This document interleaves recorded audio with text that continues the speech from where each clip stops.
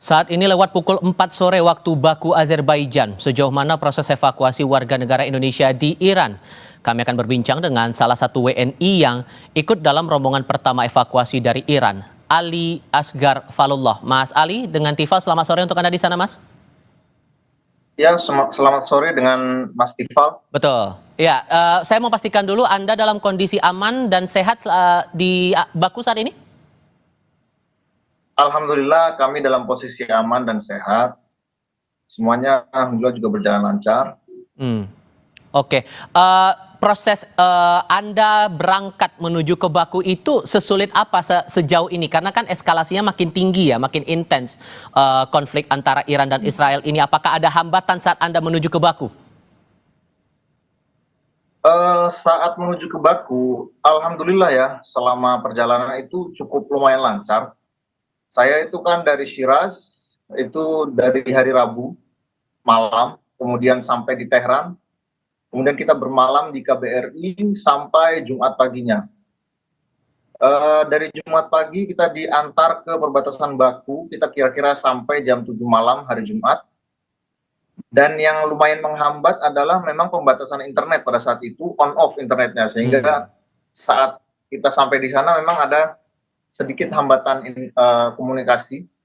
Kemudian juga sebelum kita keluar ada beberapa rombongan negara lain yang lumayan cukup banyak sehingga kita dibelakangkan. Ya, tapi pada akhirnya kita sampai dengan selamat dan lancar, tidak ada kendala serius, alhamdulillah. Kalau pengumpulan dokumen untuk proses Anda perjalanan dan teman-teman menuju pulang ke Indonesia lagi ada hambatan nggak, Mas?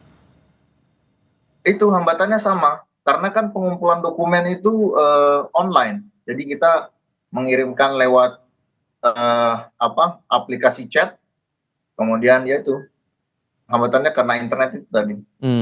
Oke.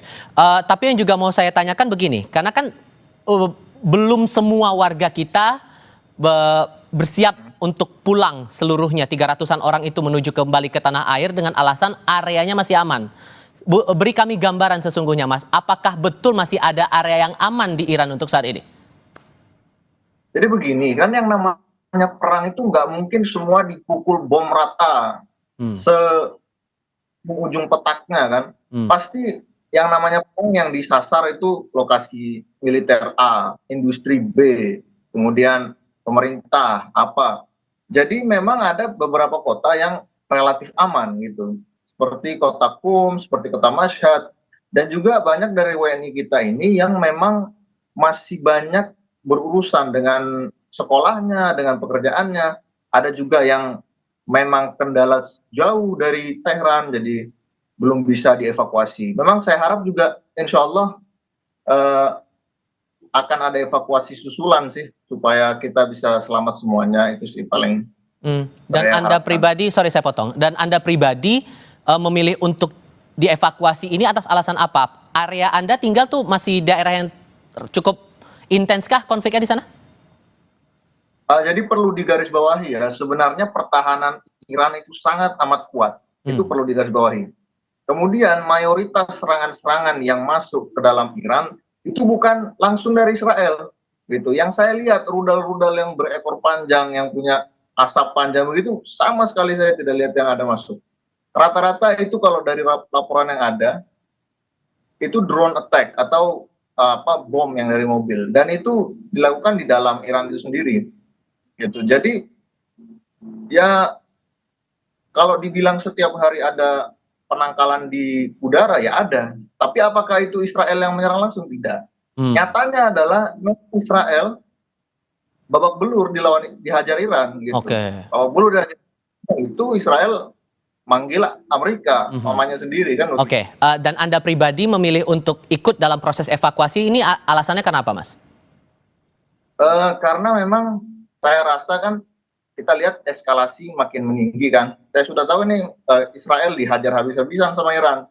Pasti Amerika ikut-ikutan. Nah, karena saya melihat kemungkinan ada eskalasi lebih, kemudian kota saya juga lumayan ada banyak pencegatan di udara, jadi setiap malam itu ya saya putuskan untuk ikut evakuasi. Anda persisnya di Iran itu berdomisili di wilayah mana, Mas? Shiraz. Di kota Qum kah atau di kota lain atau di area mana? Shiraz. Oh, oke. Ya. Dan skemanya sejauh ini, kalau dari informasi pihak KBRI kepada Anda dan teman-teman, skema pemulangannya akan bagaimana nanti? Pemulangannya ini kan sekarang kita di Baku ya, insya Allah besok sore itu awal nanti dipulangkan bertahap. Jadi dari besok jam 5 sore, sebagian yang prioritas, yang punya anak-anak dan wanita dan ibu-ibu menyusui, itu duluan dipulangkan. Kemudian bertahap yang lain juga itu dipulangkan. Karena memang ini kan musimnya musim panas, sehingga banyak yang melakukan penerbangan perjalanan liburan lah dari dalam Azerbaijan ke luar negeri. Dan itu diberangkatkan tetap di hari yang sama ya, satu hari yang sama untuk besok itu semuanya akan diberangkatkan 97 itu ya? Tidak, secara berkala. Karena kan kita tidak cukup tiketnya, ya kan? Ya, mungkin kita bisa beli tiket satu hari 97 langsung satu maskapai semuanya ke Indonesia kan susah begitu. Oke. Karena masih ada warga negara kita yang memilih untuk bertahan setidaknya sampai dengan saat ini di Iran, kira-kira Anda mau menyampaikan pesan apa nih? Karena kondisinya makin kesini makin intens juga kan? Ya, ya. Pesannya sih ya jaga kesehatan baik-baik. Yang pasti kita harus menjauhi pusat-pusat militer, perindustrian dan juga pemerintahan sih, itu yang paling penting. Selebihnya kita juga harus terus update dengan berita dan eskalasi yang ada, jangan sampai kita ketinggalan informasi sehingga kita terjebak dan sebagainya lah itu. Dan saya harap Anda dan juga teman-teman warga negara Indonesia yang saat ini sudah berada di Baku, proses pemulangan bisa berjalan dengan lancar tanpa ada hambatan berarti. Mas Ali, terima kasih banyak sudah mau berbagi cerita bersama kami. Sehat selalu untuk Anda di sana ya Mas ya. Selamat sore. Ya, selamat sore.